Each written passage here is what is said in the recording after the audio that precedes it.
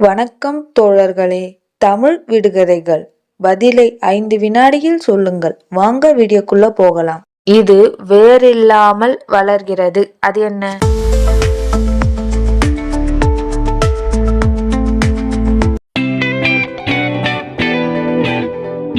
Gold cloud baby. இது பறக்கும், ஆனா பூமியை தொட்டுவிடும், அது என்ன?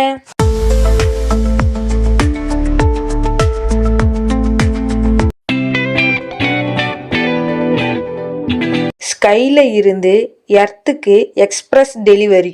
இது உடம்பு இல்லாமல் ஷேடோ இருக்கும், அது என்ன?